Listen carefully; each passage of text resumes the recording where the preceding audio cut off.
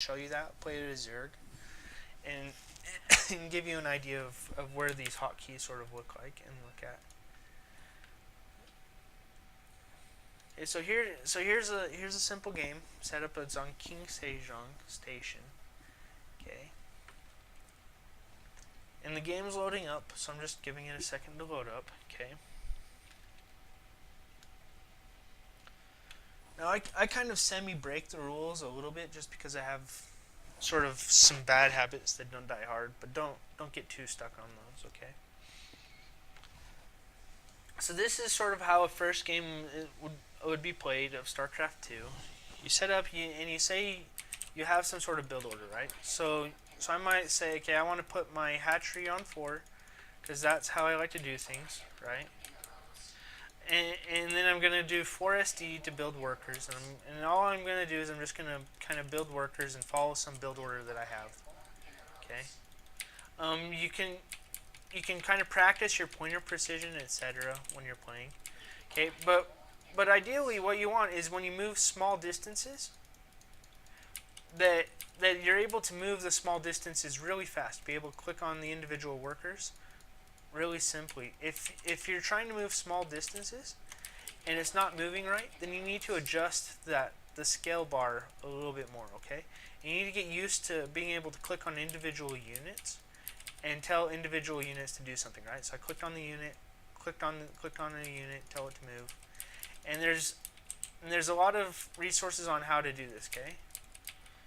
Right, so I click on a larva, I can click on the overlord, I can click on an exact spot on the minimap that I want to see things move to, right? Very, very simple. A lot of people like to box their workers, kind of make sure that the whole setup's pretty basic overall, kind of keeps things organized. Now the build order here that I'm doing is very, very simple. You just kind of keep building drones. You take your hatchery on 15 supply. And then eventually you're going to build speedlings and sort of pressure with the speedlings, okay? And here I'm setting up my camera hotkeys, like I said I like to do. So I build my hatchery, right? Set up my camera hotkeys. I get my gas on 16, and then I get my pool on 16 again. So I have to build one more worker so that my supply goes up to 16 here. And then when this hits 200, I want to go ahead and build a spawning pool. Now I'm watching the minimap down here trying to see what's going on, right? Right, I can hit C and they'll return their stuff. And maybe I want to put guys on gas right away, so that way I have sort of the optimal gas. I can build an overlord, right? So here's my overlord. Tell it where to go. Looks like that they're Zerg and they expanded, which is good, which is fine. So we're basically playing a very similar build. You can see that our hatchery versus their hatchery are pretty similar in terms of timing, okay? So now the other place that you change the mouse is for long distances. So let's say I'm clicking down here, right? Then I gotta click up here, and then I click down here, and then I click up here. What I want to do is I kind of want to get used to doing that process and doing it kind of fast, so that when I'm doing it, I don't overshoot or undershoot. And in general, you do that in the control panel. I'll show that after the game. Right.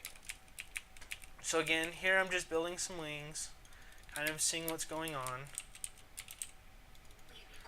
In general, if you're going to do an attack, you kind of want to go with sort of, you know, maybe 22, 25 workers on each individual base. Kind of grabbed everything. I didn't mean to because I clicked one too many times.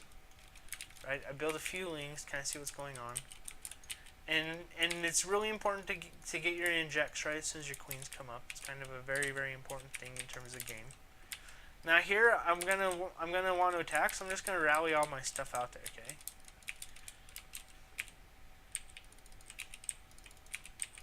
And you can kind of see, yeah, I'm at 22 workers, which is where my target was, right? And I'm just building Zerglings right now, lots and lots of Zerglings, okay? I might even attack a little bit. It's time for my injects. Okay, here comes some Zerglings. I'm just gonna highlight them, add them to my control group. And as they come, I'm just going to keep building Zerglings.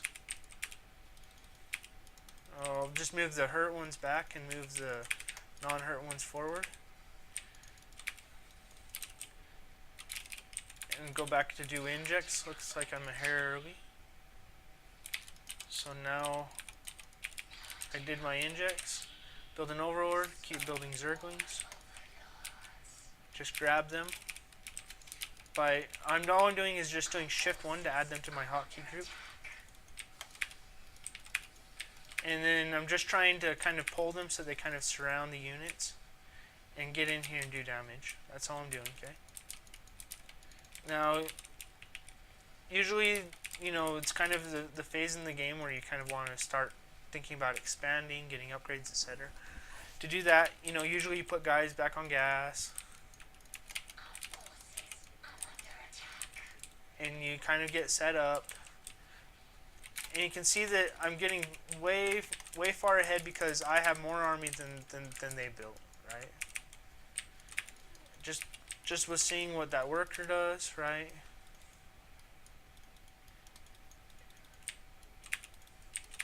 I might say there's a lot of extra units here that aren't doing anything, so I'm just going to kind of move some around to attack the workers.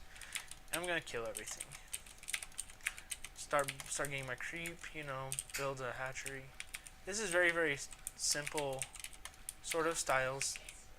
But you can see that there is a lot necessarily kind of going on in the game, but it's really quite simple what I'm doing. I picked a really simple timing that's based around the race that's really strong, and I use that to win the game. And so in terms of Starcraft, when you're first learning the game, I think that's the best Zerg build that you can do to learn the game. So go ahead and just drone up to 22 drones and attack with it.